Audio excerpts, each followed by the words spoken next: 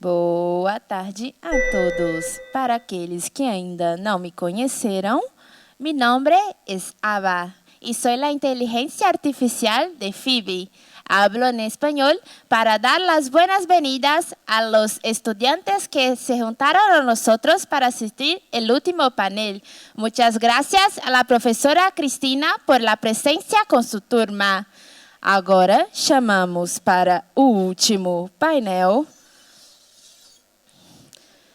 Na moderação, Luiz Gonzalez. Para debates, Teslen Andala Ubi Tesh Francisco Balaguer Callejon, Paulo Gonet Blanco e Gilmar Mendes. Para o último painel, chamamos ao palco moderação Luiz Gonzalez, debates Tesh Cid, Francisco Balaguer Callejon, Paulo Gonet Blanco e Gilmar Mendes. Por favor, tomem os vossos lugares.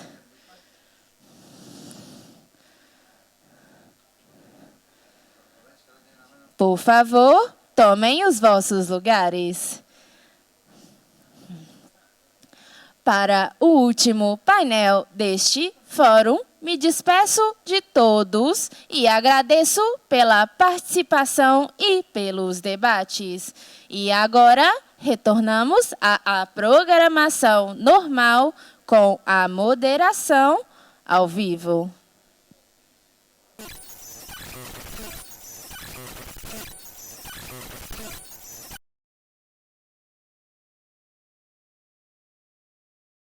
And finally, new rule, in the future, all American school kids must be made to study the Constitution. Not ours, Brazil's. Because plainly, that one is working a lot better than one we have. America ran a very clear scientific experiment with Brazil recently, where we faced the exact same situation, and let's just say, when it comes to democracy, we're the ones who got waxed. Brazil, you know.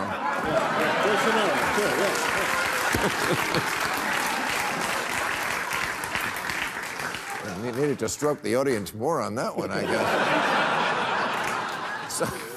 So here's what happened. In 2020, American incumbent President Donald Trump, a thrice-married far-right populist, lost his re-election bid and then embarked on a campaign of outright lies to convince his supporters the election had been rigged, which resulted in the siege of the American Capitol on January 6th. Fast forward almost 2 years to the day, January 8th, 2023, and Jair Bolsonaro, Brazil's thrice-married far-right populist incumbent president, known as the Trump of the tropics, repeats the Trump playbook exactly after he loses his re-election bid and thousands of his supporters storm the Brazilian capital. Both insurrections failed, but here's where we see the difference between a healthy democracy and one that's hanging by a thread. After January 8th, almost all of Brazil turned on the plotters and made Bolsonaro a pariah. But after January 6th, Trump went on to his winter palace in Florida to accept tributes and replot in opulent splendor. Bolsonaro also went to Florida, where he ate by himself at a KFC.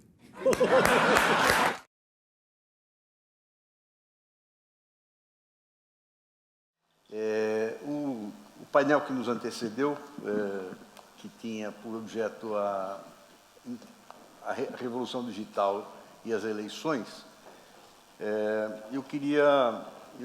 as eleições são quase um ponto final, se não um ponto final intermediário. A minha pergunta é, antes disso tem todo um meio ambiente, antes de chegar na eleição, na votação, na campanha. Então, eu queria começar perguntando para o ministro Gilmar, o que ameaça a democracia nesse meio ambiente antes de chegar na eleição? Boa tarde a todas e a todos. Cumprimentar a todos os presentes, Gonzalez, e dizer que, a rigor, acredito que essa pergunta tem uma série de implicações. Sem dúvida nenhuma, é muito provável que um ambiente de conflagração, de agressão, de intolerância pode ser uma base para depois levar a uma não aceitação do resultado. Isto certamente pode ser alimentado e acredito que vimos esses dois exemplos citados agora no filme, tanto nos Estados Unidos como, de alguma forma, no Brasil. E aí, alguns dados que talvez valham a pena ser aqui rememorados. A tentativa, nesses debates, de descredenciar as instituições. Nós vimos, nos Estados Unidos, já se falava na possibilidade de fraude eleitoral. E no Brasil, nós tivemos várias tentativas de infirmar aquilo que sempre nós demos por resolvido quanto à rigidez, à integridade das urnas eletrônicas. Sempre tivemos essa percepção e sempre soubemos que o sistema de votação eletrônica veio exatamente para banir a possibilidade de desvios ou fraudes. Mas, especialmente nos últimos tempos, surgiu essa ideia e se passou a fazer fake news sobre o sistema eleitoral. Certamente, isto era uma medida preparatória ou uma preparação para uma eventual derrota eleitoral e a não aceitação do resultado. Então, vimos isso de maneira muito clara. O TSE, que é um órgão jurisdicional, mas também é uma agência de feitura, de realização das eleições, tentou tomar todas as cautelas, inclusive a informação à sociedade, quanto à segurança das urnas eletrônicas, demonstrando aquilo que todos sabiam, chamando, inclusive, as Forças Armadas para que fizessem eventual teste ou monitoramento do sistema, porque há muito tempo se faz isso no Brasil de maneira pública. Eu mesmo fui 2 vezes presidente do Tribunal Superior Eleitoral e ficava, de alguma forma, contrariado pelo fato de chamarmos os partidos políticos para fazer a verificação das urnas eletrônicas e eles não comparecerem. Você, com a experiência que tem, sabe disso, não é? E eu ligava pessoalmente para os presidentes dos partidos, clamando que eles viessem, mas tal era a confiabilidade do sistema que eles não consideravam relevante dedicar meia hora para assistir toda aquela demonstração. Confiavam absolutamente no sistema que tinha sido criado. Mais recentemente, o próprio ministro da Defesa militar fez uma série de ataques às urnas eletrônicas e aparece agora numa investigação dizendo que o TSE era o seu inimigo e que, portanto, era necessário, inimigo do governo, e que, portanto, era necessário, de alguma forma, criar condições para desacreditar esse sistema. Então, eu responderia, tentando sintetizar essa minha resposta, que nós devemos pensar numa democracia militante ou defendente, sempre que possível, para não permitirmos ou não devemos ser tolerantes com aqueles que são intolerantes para com a democracia.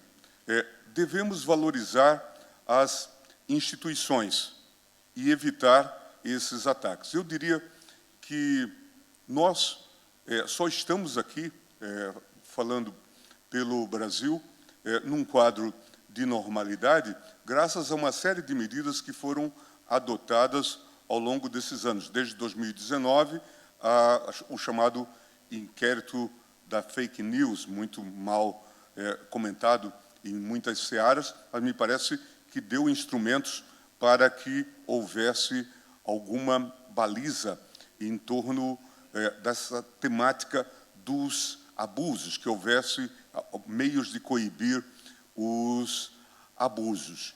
E, por outro lado, nós tivemos também, acho que aqui é até uma mística do controle de constitucionalidade, uma boa atuação do Supremo Tribunal Federal, em sede de controle de constitucionalidade, coibindo abusos, como já foram aqui mencionados, a tentativa, o deputado, salvo engano, Orlando Silva, comentou os abusos que se poderiam cometer. O governo baixou, por exemplo, uma medida provisória para ter acesso a todas a lista de telefones, né, foi declarada inconstitucional, a pretexto de fazer a estatística, não é, no meio da pandemia, pelo meio telefônico. Então, isso dá para ver que o controle de constitucionalidade funcionou extremamente bem. Eu digo, então, encerrando esta minha primeira intervenção, que a gente poderia estar aqui contando a história de um fracasso, como ocorreu em vários países, inclusive aqui da Europa. A Hungria vem sempre a apelo nesse contexto. Mas a gente vem aqui de uma maneira bastante tranquila para dizer, de fato, isso ocorreu no Brasil, uma série de coisas ocorreram, mas nós apresentamos o resultado de um sucesso. As instituições venceram. Quero aproveitar a presença da deputada Tesh, porque ela é uma engenheira informática, portanto, ela conhece o lado técnico e também uma parlamentar conhece o lado político. O que, na sua opinião, ameaça a democracia representativa liberal, essa que nós conhecemos no Ocidente?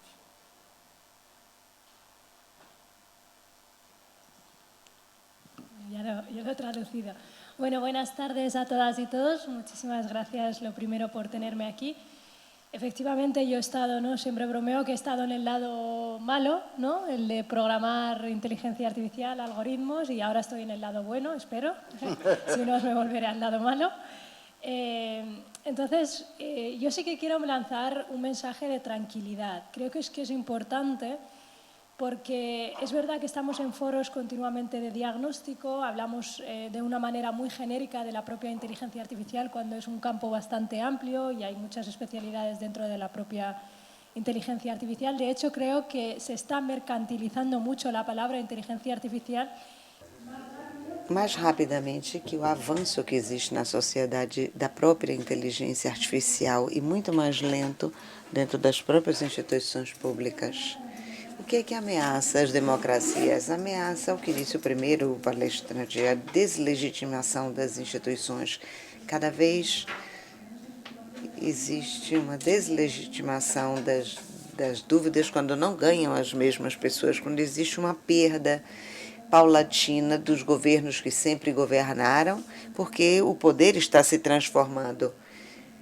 Porque os poderes hegemônicos, que estavam mais ocultos, que estavam mais na retaguarda, que a gente não via, que muitas vezes não são poderes que ocupam nas instituições, nem o poder político, mas o poder econômico, inclusive mais ocultos, inclusive começam a perder poder e começa a perder a legitimidade das instituições, do próprio processo eleitoral e principalmente porque existe uma grande desconexão do que eu costumo chamar. Houve uma transformação digital, mas digitalizando a sociedade. Não temos uma sociedade realmente digital. O que é que isso quer dizer? Existe uma obsessão dentro das instituições públicas, especialmente no caso da Espanha. Eu não conheço a realidade do Brasil, mas no caso da Espanha existe pouca participação da sociedade civil nas decisões públicas em relação à transformação digital.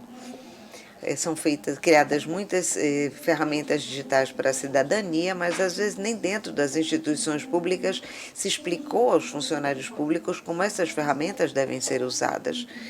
Qual é a sua utilidade, porque não foi simplesmente deu à sociedade e à instituição pública as ferramentas digitais, mas não temos uma sociedade digital que entenda qual é a utilidade da ferramenta e que saiba utilizar.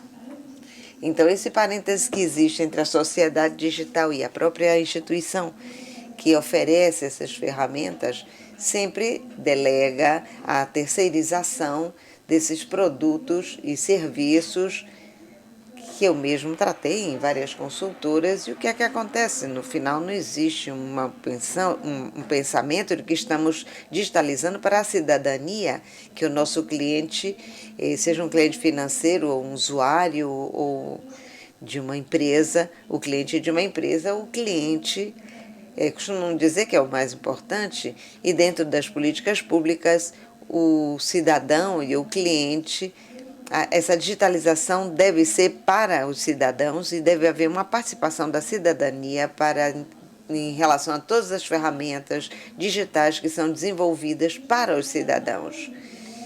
Eu trabalho com inteligência artificial, mas tem muitos especialistas que falam de IA, mas o mundo está, na verdade, numa fase de dados. Isso quer dizer que o mundo tem muitos dados, mas estamos numa fase de normalização dos dados. Os algoritmos de inteligência artificial estão agora dando soluções, mas realmente não houve um processo de dados. Eu falo daqui da Espanha. Eu venho do setor bancário, eu sou engenheira informática, e para contar um caso aqui da digitalização, falamos da inteligência artificial muitas vezes, mas falamos pouco sobre a transformação digital. Falamos pouco sobre os processos de automatização das grandes empresas, da própria administração pública. Então, num banco, como é que um banco realmente funciona? Vocês conhecem um problema, o Excel? Então, um banco, você tem um Excel e chega um cliente, um empresário e diz: eu quero automatizar. E existe um grupo de engenheiros e engenheiras informáticos que automatizam isso, e o cliente diz: eu quero um botão para poder baixar um Excel. E voltamos outra vez a ter o mesmo sistema, a ter uma planilha Excel, um Excel que entra e sai, entra e sai.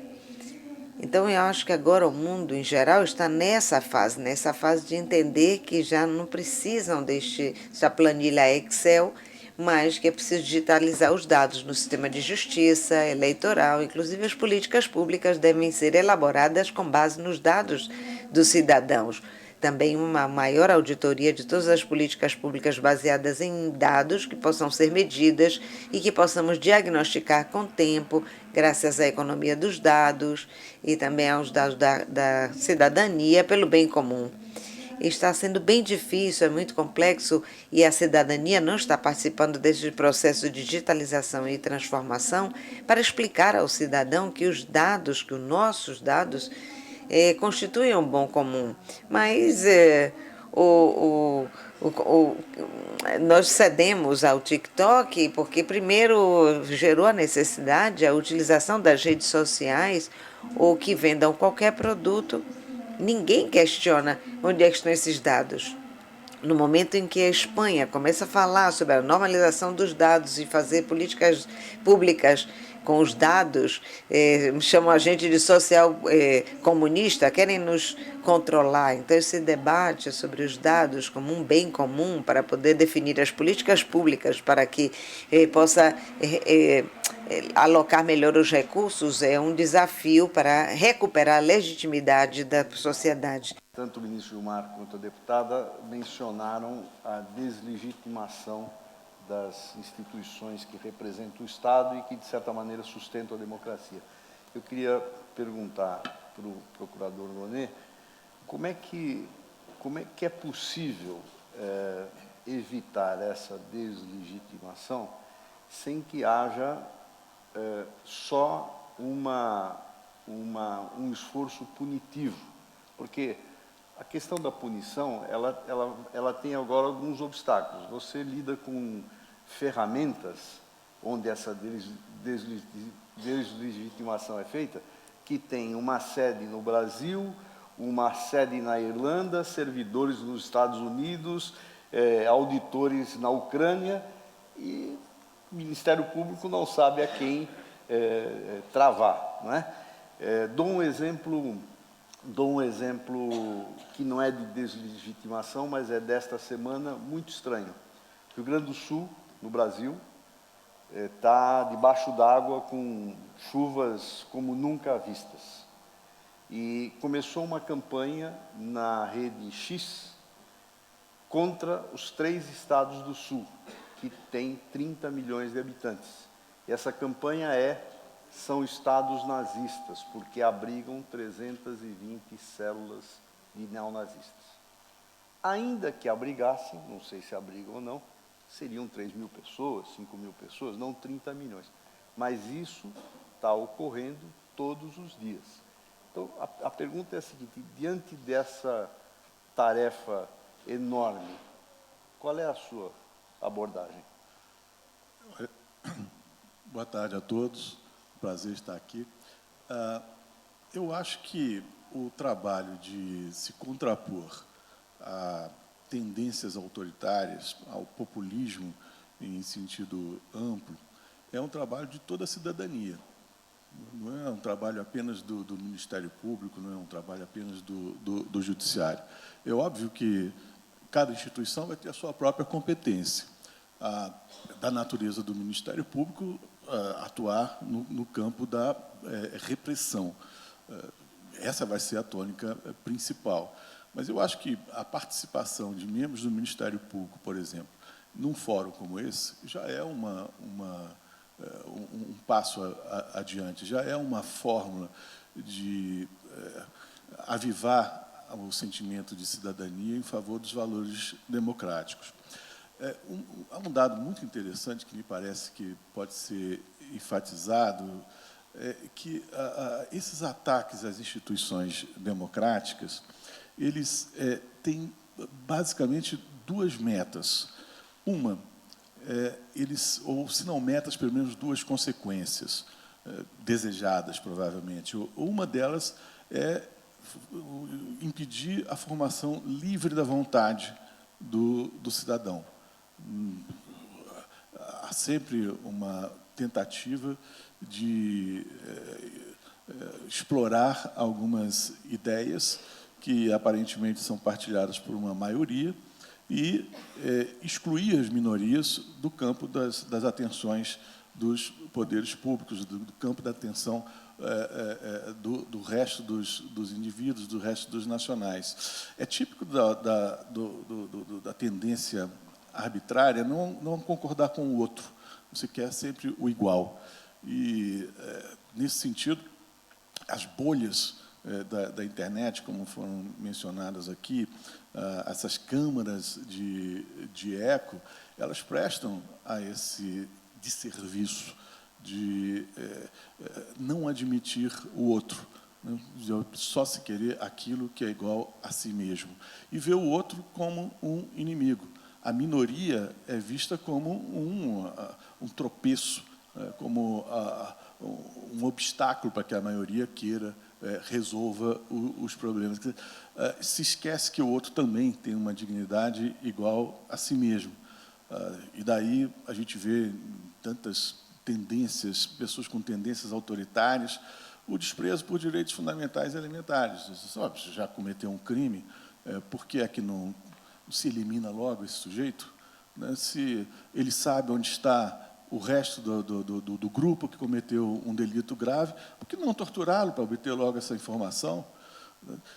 Por que devido processo legal? Para quê? Só para dar uma chance para a pessoa? Só para atrasar uma solução que nós já sabemos qual é a melhor, qual é a devida? Quer dizer, todo esse tipo de comportamento participa da essência das posições populistas, que são, na parte das vezes, nativistas, xenófobas e com a tendência de desprezar o outro nessa medida, desprezar, não reconhecer que a outra pessoa, mesmo que pense de modo diferente, mesmo que tenha valores diferentes, tem de igual a dignidade. Então, o primeiro ponto que eu acho que acontece quando se põe em risco os valores democráticos é isso. Se busca criar dificuldades para a formação de uma vontade livre, uma formação de uma vontade consciente, bem informada. Então, o ataque das fake news, o direcionamento de notícias falaciosas para um grupo que se autoalimenta disso, é um dos riscos que a democracia corre. E cabe ao Ministério Público, cabe às instituições contramajoritárias atuar nesse campo para prevenir esse tipo de risco. O segundo ataque que é comum nessas tendências populistas arbitrárias é o ataque à confiança. É necessário para que o arbítrio prospere que eu desconfie do outro. Então, eu já não confio no outro, eu já não acho que o outro seja igual a mim.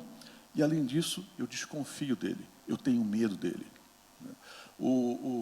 As tendências arbitrárias, elas se erguem muito sobre esse sentimento do medo, do temor, né, da ojeriza ao diferente, da ojeriza ao outro. E esse impulso contra a confiança no outro leva também a um ataque à confiança que as pessoas possam ter no próprio processo de formação da vontade democrática. Então, é típico do ataque populista arbitrário não reconhecer mérito e espalhar, às vezes, notícias que são falsas, abertamente falsas, e que são surpreendentemente bem recebidas por pessoas que já estão cativadas por alguns ideais malsãos, contra a justiça eleitoral, por exemplo, contra o poder judiciário, contra as instituições que são essenciais à democracia justamente por terem um papel contra-majoritário. Contra-majoritário nesse sentido. O compromisso dessas instituições é com os valores constitucionais e não com os interesses efervescentes de um determinado momento. E outro ponto de desconfiança que é muito comum nesses movimentos arbitrários é a desconfiança na possibilidade de um desacordo civilizado. Quando a gente deixa de confiar que a outra pessoa pode estar sustentando um ponto de vista diferente do meu e de boa fé, né, nós temos uma convivência civilizada, mas é típico do ataque à democracia que se acredite que aquele que não pensa como eu está de má fé, ele está há por trás disso interesses econômicos, e a elite política, a representação política é a primeira classe a ser atacada quando isso acontece. E, logo em seguida, também as instituições contra-majoritárias. Ok. Eu queria trazer para o professor Balaguer um caso dessa semana que foi mencionado aqui, não pelo mérito, porque eu não conheço as informações corretas, mas pelo exemplo, que é o caso do presidente do governo, do Pedro Sánchez, que, para quem não sabe, assim, fez uma carta que tornou pública, dizendo que ia pensar durante 5 dias se ficaria no governo ou não, porque estava há 10 anos sendo atacado, a mulher sendo atacada, e se retirou, suspendeu a agenda e se retirou. Quando ele voltou na segunda-feira e disse que ia ficar, 21 minutos depois, um site que se diz de notícias publicou que ele ia ficar e estava se dirigindo a um avião Falcon e ia sair de férias para Doñana. E publicaram uma foto dele se dirigindo a um avião de 2018. E aí alguém lembrou o seguinte, que em algum momento na Espanha se discutiu sobre regular o que é um órgão de imprensa, o que é um órgão de comunicação, que é uma coisa impensada e que levaria muita gente a reagir. E, no entanto, este mecanismo também acontece no Brasil, junto a outro.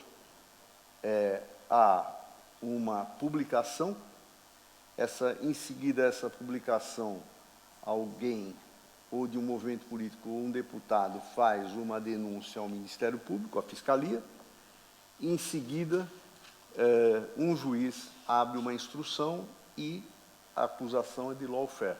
Já vimos isso no Brasil, o ministro Gilmar falou muito há muitos anos. Então, eu quero que o senhor fale isso em relação à democracia. Sim, boa tarde. Eu gostaria de agradecer o convite para participar nesta sessão. Todo o fórum foi muito interessante, eu gostei muito das intervenções. Eu vou falar em portunhol, então eu vou recomendar aos colegas espanhóis não utilizar a tradução, porque se podem fazer traduções do português ou espanhol, mas não se podem fazer traduções de portunhol. E, além disso, vocês podem compreender muito melhor o portunhol que o português. Então, eu acho que podem deixar sem problemas os auriculares, porque o meu portunhol se compreende muito melhor por os espanhóis que por portugueses, então, ou brasileiros, nesse caso. Para começar, eu gostaria, primeiro de tudo, fazer um comentário sobre o vídeo que nós vimos, porque falta uma coisa no vídeo, não?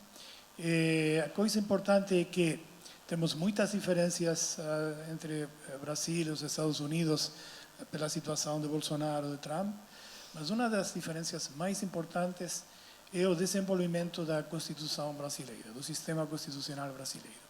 Vocês têm que lembrar que quando nós tivemos as eleições presidenciais americanas, o resultado das eleições se demorou mais de um mês, 40 dias para conhecer o resultado das eleições americanas. Quando nós tivemos eleições presidenciais no Brasil, o mesmo dia, em 2, 3 horas, eu tinha a aplicação do Tribunal Supremo Eleitoral, em 3 horas foi conhecida já a decisão. Depois de conhecida a decisão, o ministro, o presidente do Tribunal Supremo Eleitoral, chamou a Bolsonaro para lhe dizer que ele não era já presidente do Brasil. E nós tivemos nos Estados Unidos toda a situação do Capitólio complicada pela votação depois dos compromissários. Então, uns meses depois das eleições no Brasil, o presidente Bolsonaro foi inabilitado. 4 anos depois das eleições nos Estados Unidos, o presidente Trump, embora não fique inabilitado. Na verdade, é o candidato oficial do Partido Republicano. Então, eu queria dizer que eu gosto muito do desenvolvimento da democracia no Brasil. O Brasil é um país muito forte do ponto de vista constitucional. Vocês pode ser que não sejam conscientes, às vezes, precisamente porque são brasileiros, do grau de desenvolvimento da democracia e da Constituição. E se nós fazemos a comparação com a democracia mais antiga do mundo, que é a democracia dos Estados Unidos, a comparação é muito favorável ao Brasil. Não é só para complementar um pouco o vídeo, que eu gostei do vídeo, mas gostaria também de complementar. A situação concreta da Espanha foi que o problema não foi os insultos, como dizer, as acusações falsas pelo presidente do governo. O presidente do governo, todos os presidentes do governo sabem que eles têm que, na política, um profissional da política tem os inconvenientes da difamação. Isso não deveria ser assim, mas é um dos inconvenientes. O problema foi a utilização da sua mulher para provocar uma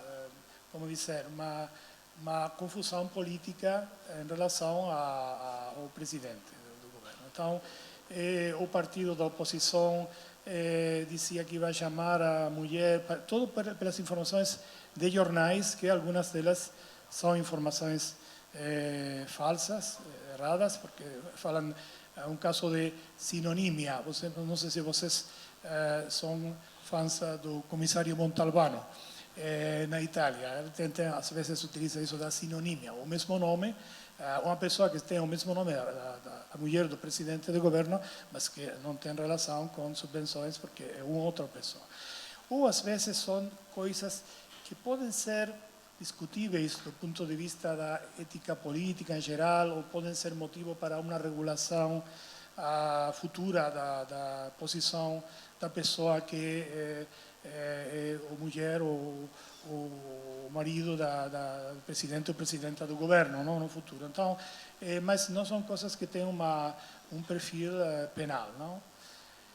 Além disso, a doutrina do Tribunal Supremo estabelece claramente que não se podem abrir os processos penais só pelas informações de imprensa, informações de jornais. Para abrir um processo penal, você precisa algo mais das informações dos jornais. E o juiz abriu o processo sem ter mais informação que as informações dos jornais, que o grupo que foi a reclamação reconhecia que eram informações parcialmente falsas, erradas. É tudo muito irregular, não? E, então, qual é o problema? Eu gostaria de falar do problema em termos mais gerais, não? Que é da posição da Espanha. E, naturalmente, nós... Perdão, a minha pergunta era exatamente de como esse tipo de comportamento, notícias falsas, lawfare, afeta a saúde geral da democracia. Sim, mas eu gosto de compreender os problemas da uma perspectiva geral, não compreender os problemas só do ponto de vista dos exemplos concretos, não? Então, eu acho que não é possível fazer uma regulação preventiva das atividades, das informações, mesmo no mundo digital, porque temos a configuração da liberdade de expressão, que é muito importante para o desenvolvimento da democracia. Só que, ao mesmo tempo, nós temos que compreender as diferenças estruturais. Perdão.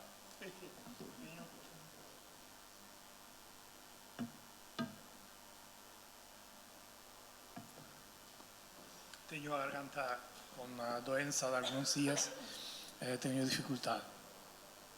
Temos que compreender também as diferenças estruturais das informações do mundo digital, da configuração das redes sociais e da configuração dos mass media tradicionais.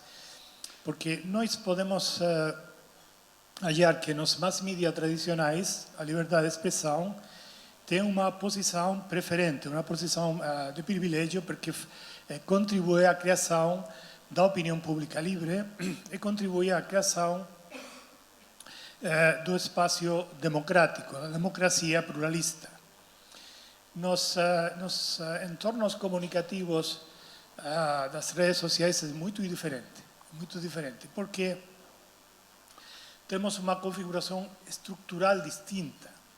Quando nós falamos do mass media tradicional, nós falamos de jornais ou televisões que têm uma linha editorial diferente, configurada pela sua configuração ideológica, não? Então, temos diferenças no acesso à informação. As pessoas vão aceder à informação para olhar as televisões ou para ler os jornais que têm relação com a sua configuração ideológica. Mas o problema estrutural é que as redes sociais não têm um público definido, têm um público universal. O público de Facebook no Brasil não é como o público do Globo, o público da Folha de São Paulo, não é o mesmo público, é um público universal. Toda pessoa do Brasil é potencialmente público de Facebook e de outras redes sociais, de Instagram. Então, como é que elas fazem para combinar a necessidade de ter um público universal e, ao mesmo tempo, de não estabelecer uma linha ideológica particular que pode prejudicar o seu negócio no Brasil, porque todas as pessoas que não têm a mesma linha ideológica ficariam fora do Facebook. Está a fazer através dos algoritmos. E que é o que fazem os algoritmos? Os algoritmos vão fazer um estudo de perfis individuais através, sobretudo, da cronologia de pesquisa na internet. E vão dar a cada um o que cada um gosta. Se você tem uma ideologia mais perto do globo, você vai ter todas as informações do globo, ou similares às informações do globo. Se você tem uma ideologia mais perto da Folha de São Paulo, você vai ter todas as informações no mesmo sentido. Se você tem uma ideologia orientada à esquerda, tem informações a favor da esquerda. Se não, tem informações a favor da direita. É tudo através da cronologia de pesquisa. Isso que vai provocar? Vai provocar uma fragmentação do espaço público. Não é um problema da vontade. Não é que as redes sociais gostam da fragmentação. É que, estruturalmente, as redes sociais precisam, para ter um público universal, utilizar os algoritmos para fazer compatível o público universal com as configurações ideológicas no interior das redes sociais.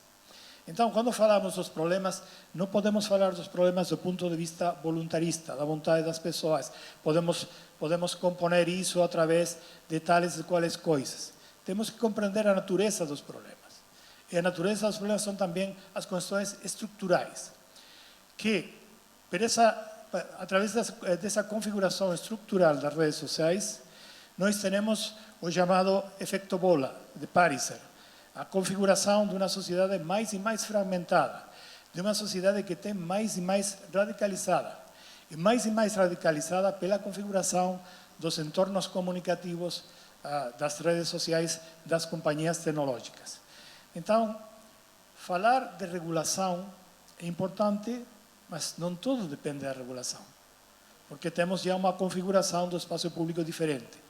Temos também uma configuração do espaço público diferente, porque o espaço público das redes sociais tem uma tendência monopolista, tem a configurar um processo comunicativo monopolizado pelas redes sociais, que tem grandes problemas do ponto de vista do pluralismo. E tem também o problema da radicalização, que vai a negar na sociedade pluralista os discursos dos outros. Como dizia Paulo, os discursos dos outros são negados, são considerados, porque a fragmentação, a radicalização procede da alimentação permanente nas próprias ideias. Então, são problemas estruturais que podem ser resolvidos através dos algoritmos. Podemos ter uma configuração diferente dos algoritmos, mas isso não depende dos países, não depende dos estados. Perdão, professor, posso agregar? Já há um livro sobre o Facebook, feito por 2 jornalistas do New York Times, onde, investigada a parte técnica, diz o seguinte: o primeiro objetivo do Facebook era manter as pessoas o maior tempo possível dentro do sistema. E, para isso, começaram a encaminhar notícias, vídeos, mensagens de pessoas conhecidas, amigas, parentes, porque eles eram mais recebidos, melhor recebidos do que os outros. Segunda coisa, na eleição do Trump, 100 mil perfis falsos, a área técnica do Facebook alertou a direção e a direção não fez nada, porque está atrás da audiência e do conflito. Então, eu só devolvo a bola para finalizar, para dizer o seguinte: também não pode deixar totalmente desregulado, né?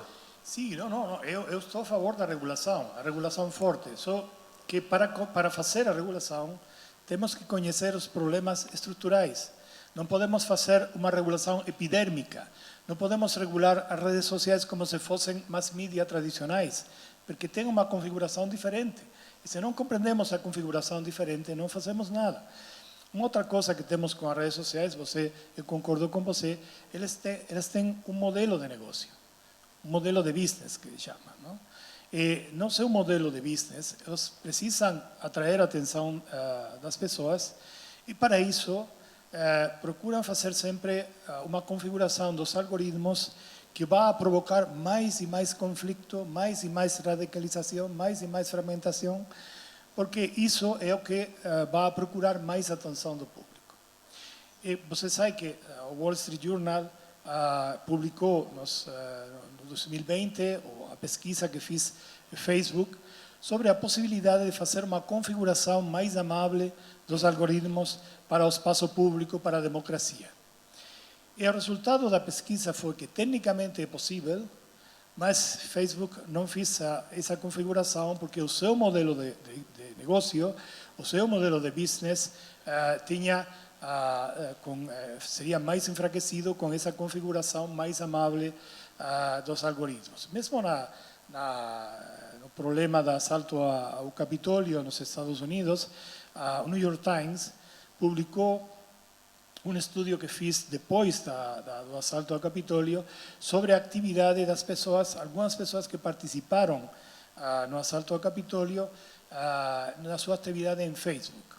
E a surpresa foi que Facebook, que deixou fora a Donald Trump das suas aplicações, parecia que Facebook era uma empresa muito comprometida com os valores constitucionais e democráticos dos Estados Unidos, ao mesmo tempo estava a procurar, através de seus algoritmos, a implementação do discurso de Donald Trump no Facebook. Então, o New York Times seguiu o desenvolvimento das atividades de algumas pessoas que tinham na sua atividade em Facebook 100, 200 likes, quando falavam das suas coisas, da sua vida, dos amigos, das viagens, tudo isso. Quando começaram elas a falar a favor de Donald Trump, a dizer que as eleições não foram boas eleições, que Biden não era o seu presidente, que o resultado das eleições foi roubado, que o verdadeiro presidente era Donald Trump, elas começaram a ter dezenas de milhares de likes em Facebook. Como é isso? Isso é através dos algoritmos. Então, nós precisamos de regulação, temos que fazer regulação. Mas temos que compreender primeiro a natureza dos problemas. Se nós fazemos uma regulação do mundo digital como se for a regulação do mundo analógico, como se for o mundo analógico, é uma regulação errada. Não vamos a fazer nada, porque as regras do mundo digital são muito diferentes das regras do mundo analógico. Essa é a reflexão que eu gostaria de fazer. Eu acho que, feita a primeira rodada, eu apelo a vocês para que se interrompam e para que a gente torne a conversa viva, né? Eu começo com o ministro Gilmar de novo, perguntando o seguinte: tudo bem, existe uma atividade de deslegitimação de instituições democráticas, do regime democrático, tudo isso. Mas eu pergunto se também não há um sentimento de grande parte das massas eleitoras, número um, de que a democracia não está funcionando. Porque eles são perdedores no processo da globalização, houve concentração de renda, muitos sonhos foram desfeitos, né? Sonhos de ascensão social que existiam em gerações anteriores, hoje não existem mais. E segundo, se não há também um problema de representação. Caso brasileiro, existe claramente, não há o critério de uma pessoa, um voto, porque os estados mais populosos têm as suas bancadas deprimidas, os estados menos populosos têm bancadas maiores. No caso dos votos distritais nos Estados Unidos, por exemplo, tem gerrymandering, que é o redesenho dos distritos de maneira a favorecer ou prejudicar. Então, a pergunta, ministro, não precisa mexer um pouco no sistema para ele ser atraente de novo? Sem dúvida nenhuma, essa é uma discussão que, como você demonstra na pergunta, é uma questão profunda.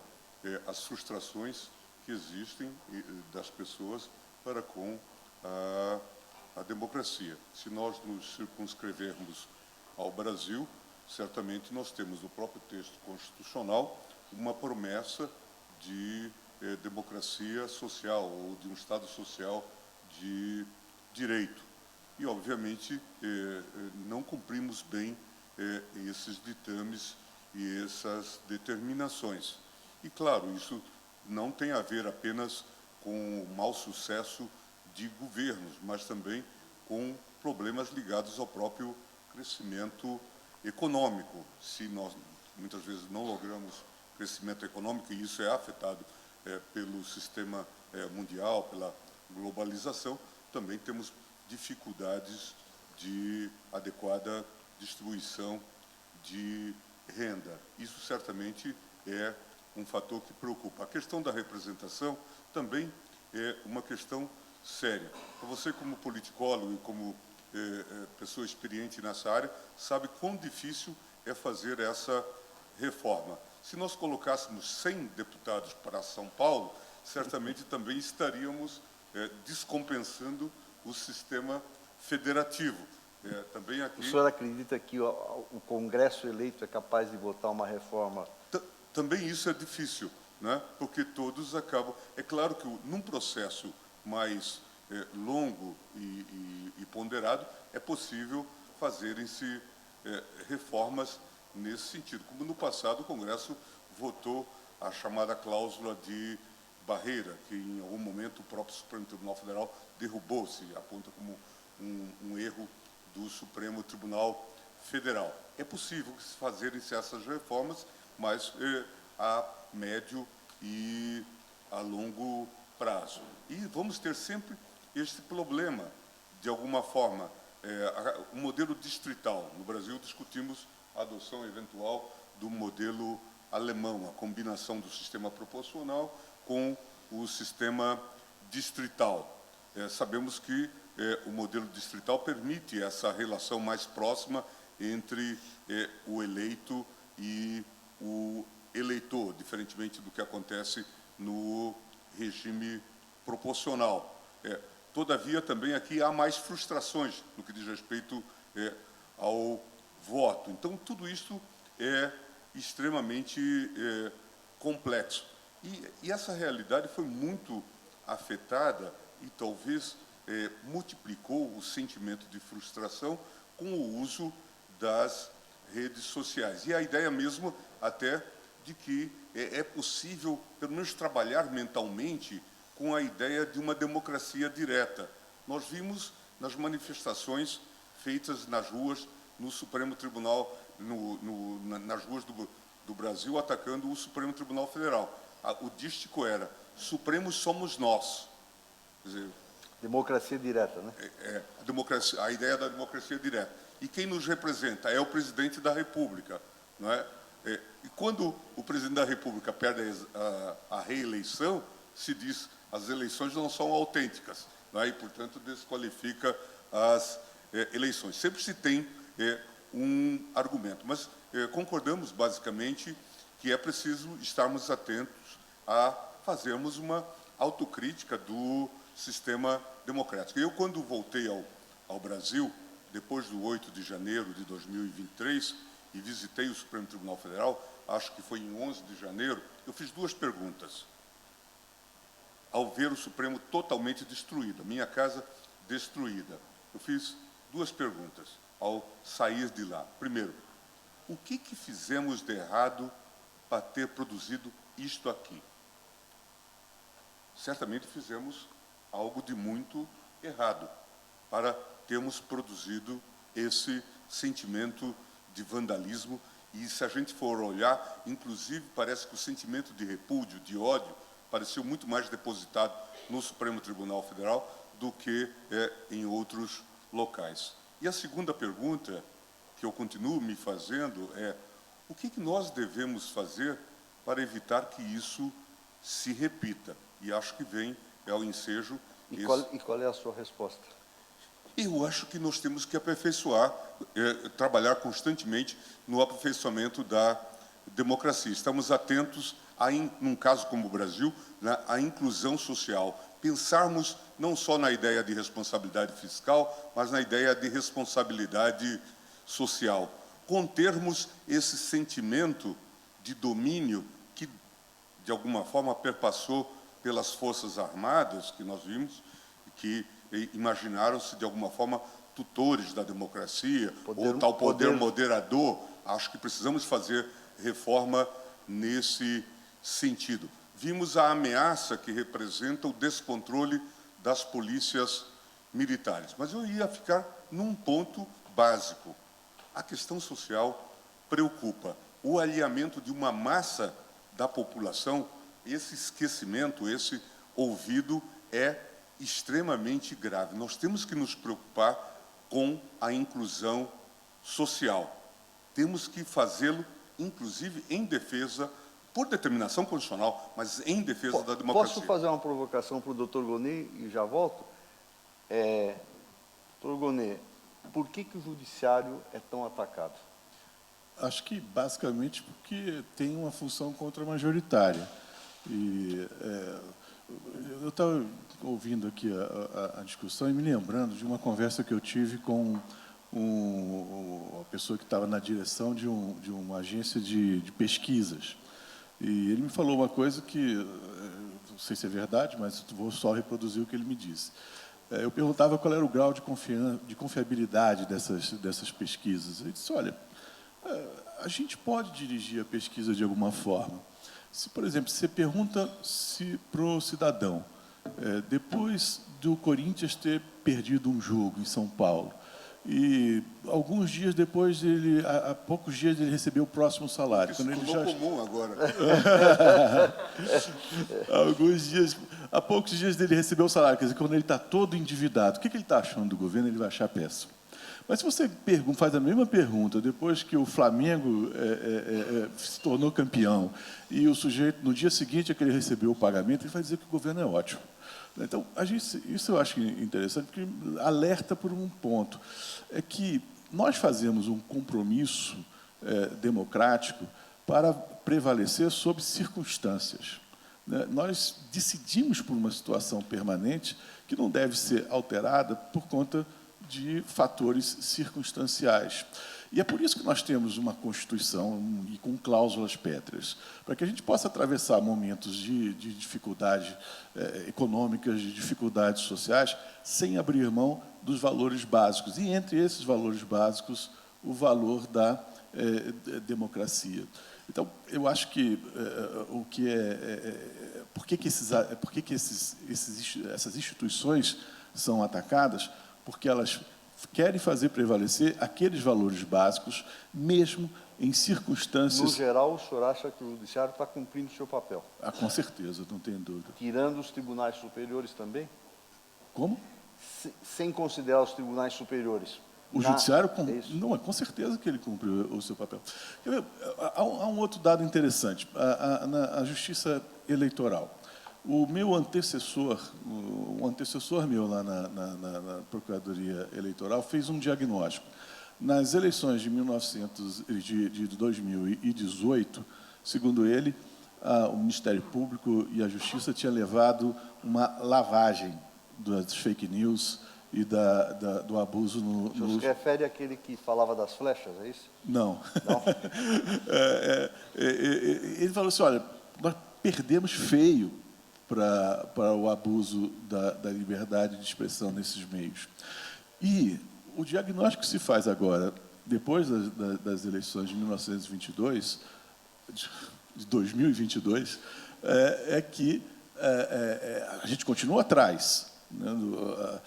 Os problemas, os órgãos de garantia da democracia, eles ainda continuam tendo que se renovar a cada instante para enfrentar os novos desafios. Mas nós não ficamos tão atrás quanto ficamos em 2018.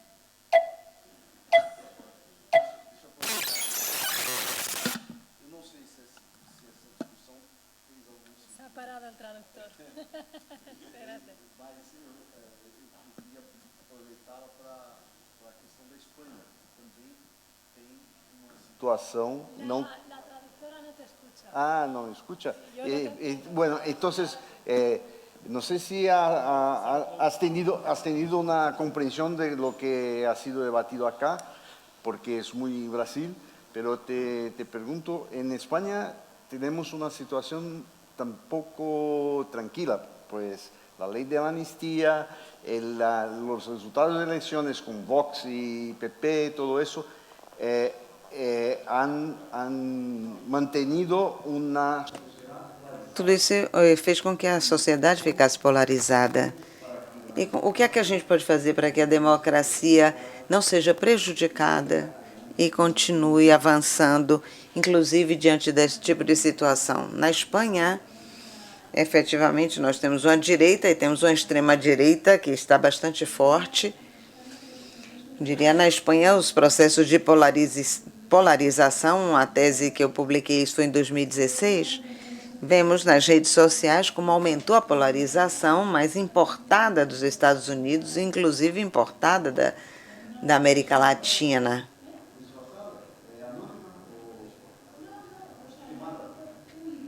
Não, pública, clara. É quando começa o governo de Zapatero, é quando existe maior polarização. Aqui na Espanha, em termos de dados, em termos políticos, quando começa a ser uma coisa pessoal. A solução, eu acho, que é fazer um pacto entre a mídia, a classe política, acho que é um pacto social para proteger a democracia e que devem ser estabelecidas regras e com as grandes plataformas também. O que está acontecendo na União Europeia é que está propondo um modelo de regulação com a última lei de inteligência artificial e estamos regulando grandes plataformas na casa do outro, então na casa americana, para regular plataformas, porque existe uma consolidação de um monopólio, como se qualquer um pudesse fazer uma inteligência artificial, mas para fazer um modelo de inteligência artificial é preciso ter muito dinheiro. E isso está concentrado em muito poucas empresas. E o que nós estamos vendo é que Elon Musk faz fotos com Meloni, que Elon Musk vai para a Argentina. Existe uma grande parceria entre os países governados por presidentes de extrema-direita com diretores executivos destas grandes plataformas. E são grandes plataformas que não estão na Europa. Com algum abuso, existem duas coisas interligadas. Twitter sofreu uma política de privatização e de acesso a seus aplicativos nos últimos anos, desde que foi comprada por Elon Musk. E essa é uma mensagem clara para os governos e para os políticos. Os dados são nossos, nós geramos na cidadania uma necessidade e agora nós vamos ver quem é que tem o poder desses dados. E os dados estão em servidores porque a Europa não criou nos últimos anos uma alternativa, foi regulando, mas existe uma alternativa. Não existe um investimento público na transformação digital como um bem comum, como nos dados como um bem comum. Então, este pacto de Estado tem que estar ligado a um pacto de Estado com diferentes atores, sindicatos, porque também não falamos sobre o setor trabalhista, nem a consolidação que eu comentava antes do capital econômico em poucas empresas. Mas as mulheres têm que acordar para isso. Vocês podem lembrar, se graduaram apenas 3 mulheres engenheiras, não tinham mais engenheiros. Então, as pessoas que mais ganham dinheiro são mulheres, ou homens no setor tecnológico e que são controlados por poucas empresas. Já vou terminar aqui, hein? Já está chegando aqui a ameaça. Vou pedir à organização que dê 1 minuto mais para cada um de vocês. Eu tenho desculpa aqui, que o tradutor não estava funcionando.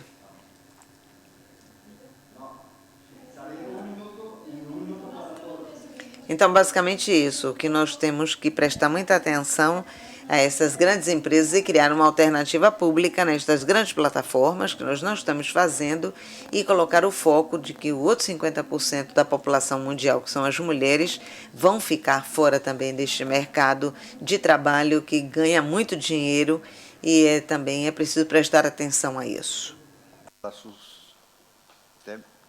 Eu gostaria só de dizer que nós temos, sobretudo, de compreender que a democracia não é uma coisa que nós temos garantizada pelo futuro. A democracia é um conceito histórico. Nós, quando falávamos do desencanto, do ceticismo das pessoas perante a democracia, porque nós temos umas condições estruturais, umas precondições da democracia. as precondições da democracia pluralista, do Estado constitucional, e que o Estado tem capacidade para regular, para ordenar o espaço público, o espaço político e também o espaço econômico. E isso foi até o final do século XX. Com a terceira globalização, os Estados não têm a capacidade de regulação do espaço público pela intervenção das grandes companhias tecnológicas e não têm a capacidade de regulação do espaço econômico. Então, as precondições da democracia ficam mais enfraquecidas. Nós temos que estabelecer estratégias para, com as condições que nós temos agora, as condições históricas do Estado e da Constituição, procurar que a Constituição possa continuar a fazer as suas funções no espaço público e fortalecer a democracia. Não é fácil. Obrigado. Dr. Gonê, por favor. Eu creio que o importante é que nós reforcemos em todos os ambientes, em todos os âmbitos da cidadania, a convicção de que a democracia é a melhor forma de convivência. E que a gente possa separar problemas de democracia de problemas com ordenação social, problemas com questões econômicas. E, ao invés de, diante de uma depressão com um fenômeno econômico, nós atacarmos a democracia, nós temos que ver justamente o contrário. É pela democracia que nós vamos encontrar uma fórmula de superar as frustrações com as escolhas econômicas e sociais que têm sido feitas. Obrigado. Ministro. Eu também compartilho dessa ideia de que a democracia é um construto histórico, mas que precisa ser constantemente aperfeiçoada. E eu encerro com uma observação e talvez deixando uma pergunta ao auditório. Você perguntou sobre a popularidade ou compreensão em relação às cortes brasileiras e especialmente ao Supremo Tribunal Federal. E certamente o tribunal se tornou uma corte extremamente atacada, inclusive por conta da relevância do seu papel institucional. Eu queria fazer só um recorte em relação à atuação do tribunal na pandemia. Quando tivemos um governo, acho que isso é constatável, negacionista. As ideias que dominavam era a ideia de que haveria a solução da pandemia via a chamada imunidade de rebanho. O tribunal teve que atuar para fortalecer estados e municípios no Sistema Único de Saúde, dizer que eles podiam adotar medidas como o do isolamento social, e até a vacinação, o processo de imunização, quando já se tinha vacina, foi determinado pelo tribunal, e hoje ainda há pessoas que dizem, em grande som e grande tom, que o governo anterior não teve uma política de saúde porque o Supremo impediu que ele tivesse. Para ver, portanto, que a fake news se projeta no tempo, não é? E tem efeitos graves. Será que merecemos esse tipo de vitupério? Acho que não.